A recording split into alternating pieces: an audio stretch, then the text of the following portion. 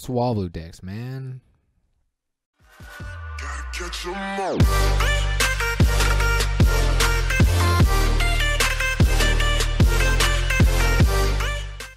Okay, listen, this is not your typical Swablu rant on how this deck is broken and everything like that. I actually have a new insight on Swablu Decks. But before we even get into this, happy Mother's Day.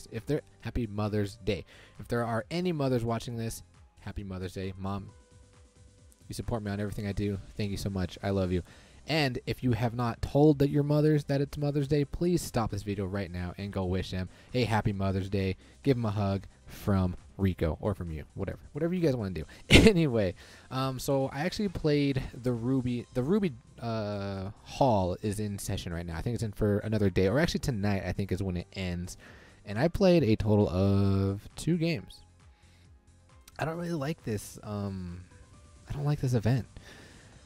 Because, I mean, we do see the same decks, and everything's Swablu, but now I have a different take on it. Is it really a problem?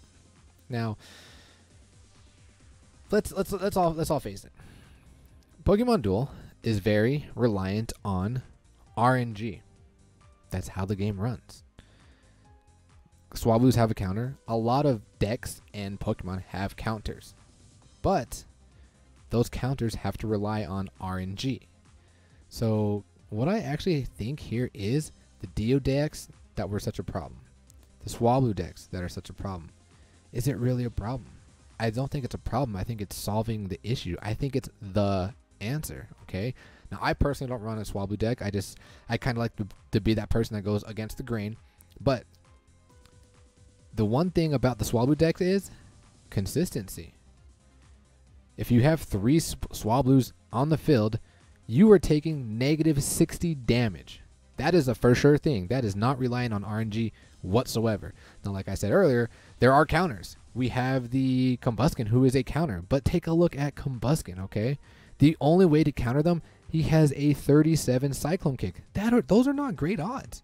And then you also have the Lunala, who I tell you this, guys, every time that I need to reallocate to put everything into Moongeist Beam. But when I do, I think the Moongeist Beam is only at what, 27, 28? Those are not good odds.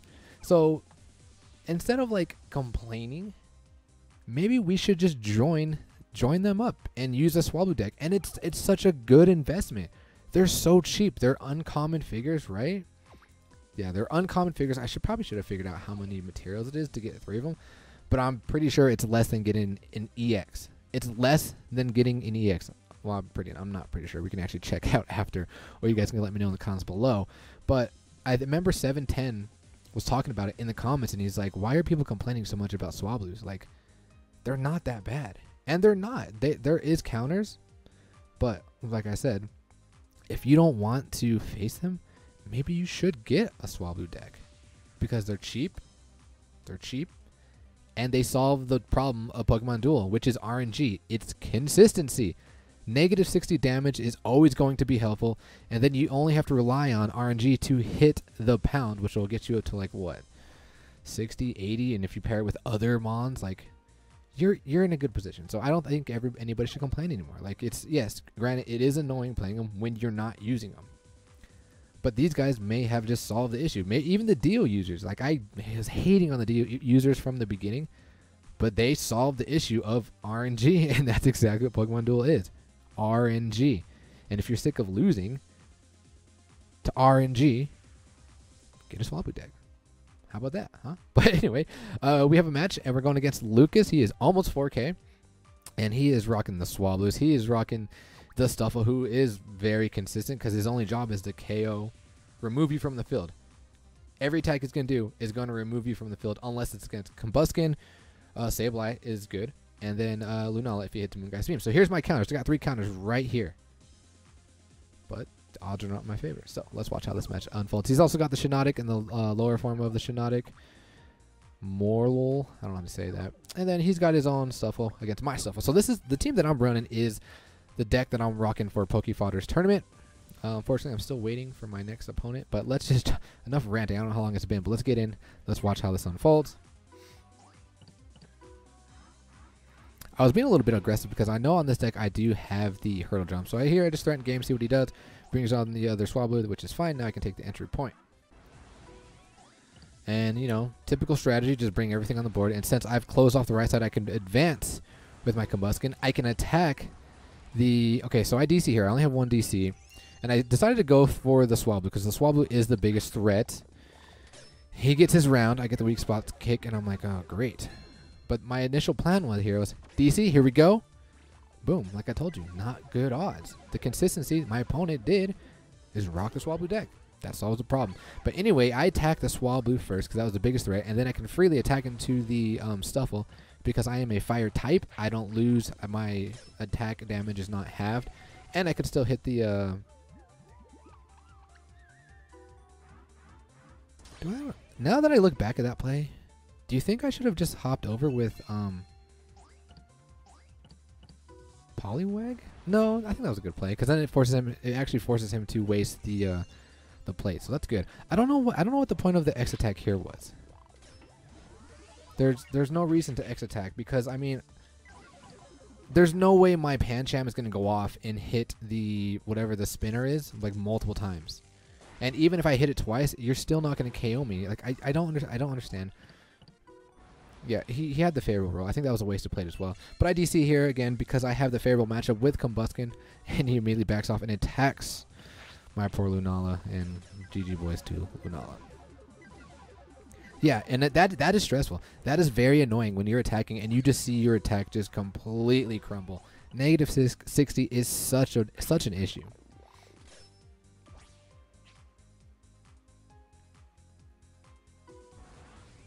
Freely attack here, status condition, like the not the Swablu, but the Stuffle and the Beware are super weak to status conditions, so this Beware is practically useless.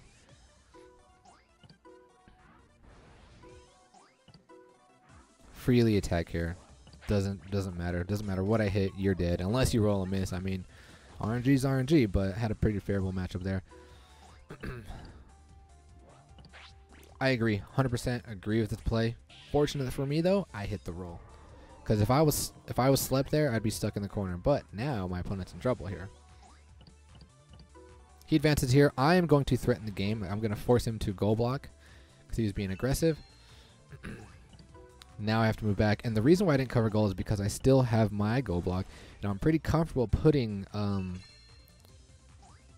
Combuskin here, but he DCs, and I'm like, okay, like, what do we decide? 37 does not have that great of odds, but boom, we hit it. So I'm like, doesn't matter what you hit, well, unless you hit a dodge, and of course, he hits a dodge. I'm like, that's fine. I'm still just gonna KO you, the Shiinotic, and then I can re-grab the entry point and still be pretty good. All we gotta do is hit Cyclone Kick again, and boom, look at that, twice. I'm like, all right. RNG was not helpful to me in the beginning, but it comes full circle, and now we get it right at the end. I can freely take the entry point, and now my opponent is in trouble. I'm like, just sleep him. Let's get the hypnosis, and it'll pretty much be GG boys, but that happened. And now we actually have a game.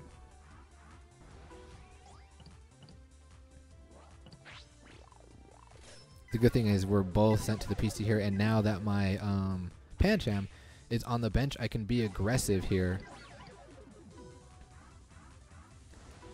And he makes the right play by closing it off.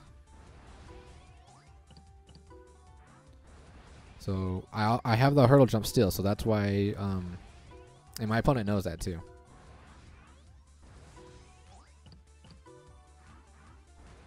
Boom, and now we're gonna I don't know, I don't agree with this play. I mean, Combuskin came through 3 times in a row. I mean, had he not, then yeah, it would have been a different story. But now I can freely take the entry point. This was a fantastic play by my opponent. Because if he sleeps me, I'm in a terrible position. But Combuskin, hello, let's go. Combuskin's coming through. Hardly happens. 4 times in a row, hitting what I want him to hit. I'm like, thank you, man.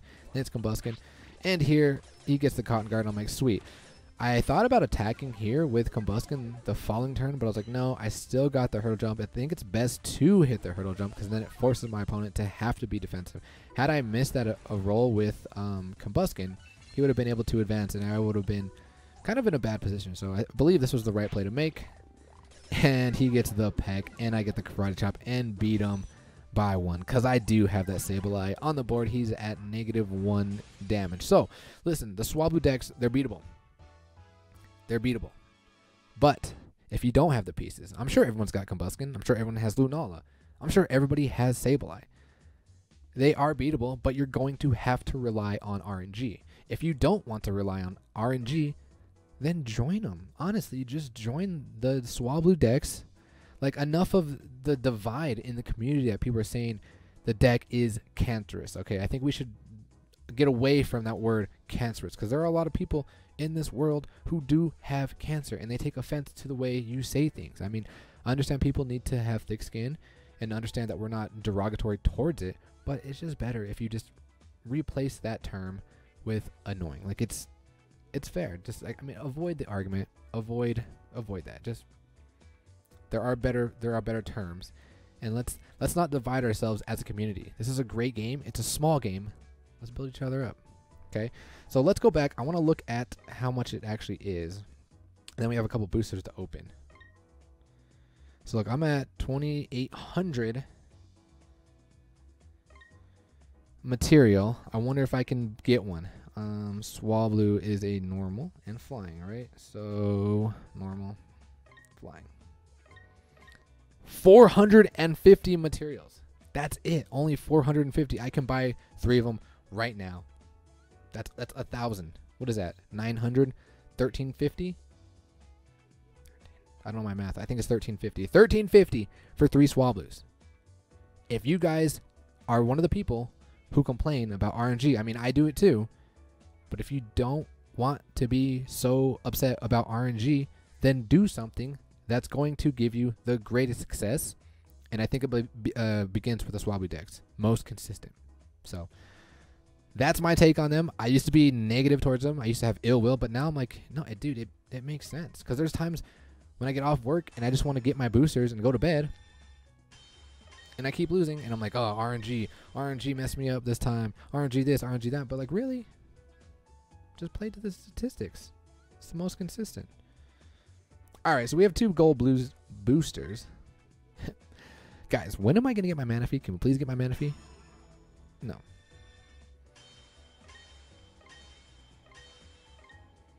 All right, last one. Please be Manaphy. Okay, so we're not getting Manaphy. All right, guys. So the good thing is we are going to be having our maintenance. I think it starts tonight. We'll probably be getting our gym. Hopefully, we'll be getting Lycanroc Dusk Form, and then we'll probably be getting our Queen's Cup, and then the new banner. And hopefully, we can finally get Aegislash. But we're going to cut it there.